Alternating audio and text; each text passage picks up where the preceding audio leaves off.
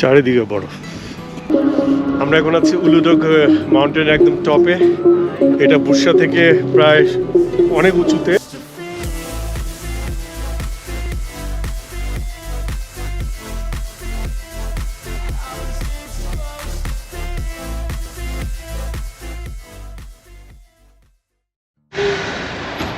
আসসালামু আলাইকুম, সবাই কেমন আছেন? আমি শফিক, আলহামদুলিল্লাহ ভালো আছি।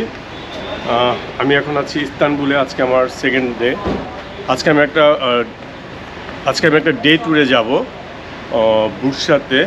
তো এটা আমি একটা প্যাকেজ থেকে নিয়েছি, আমার হোটেল ম্যানেজার এটা ঠিক করে দিছে।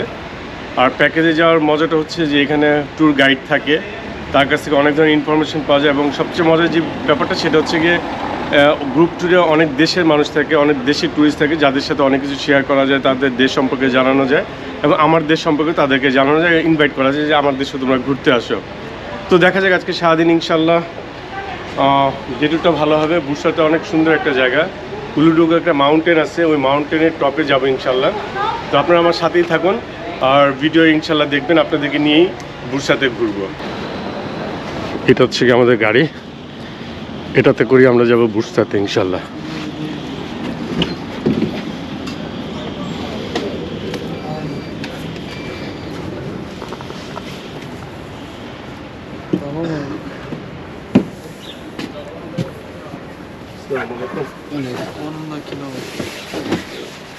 كلنا بالباص او تدوسين الكارت تاعنا نط على فوق عندكم تشوفوا كمان زي ما وصلنا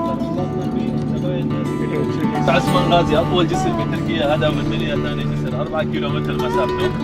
اذا المسا حسيتوا حالكم تعبانين نرجع على الجسر.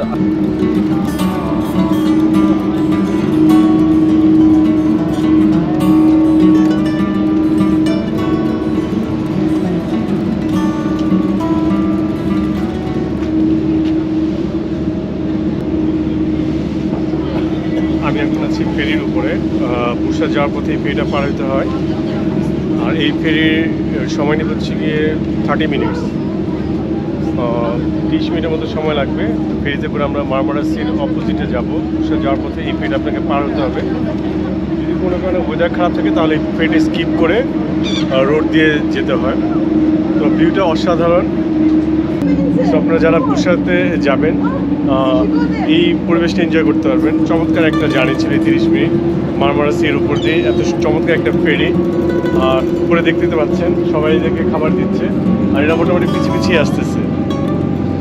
তো এখন আমাদেরকে গাড়িতে যাওয়ার জন্য ডাকছে, আমরা এখন গাড়িতে যাব, তারপর ওই পার গিয়ে ইনশাল্লাহ বুরসাতে যাব।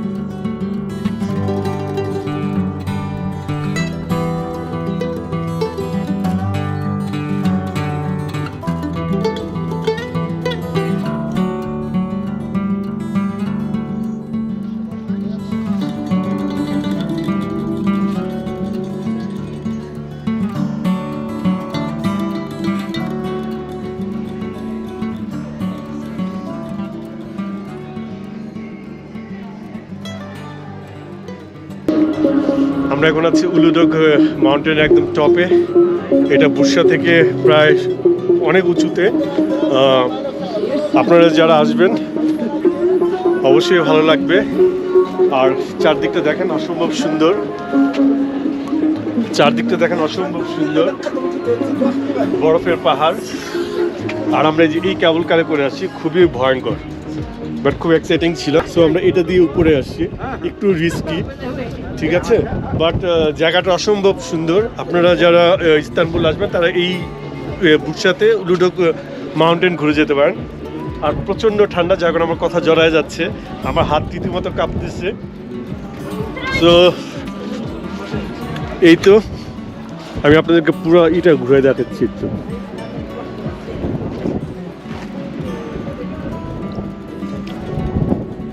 صورة الكاميرا عادية. هاي.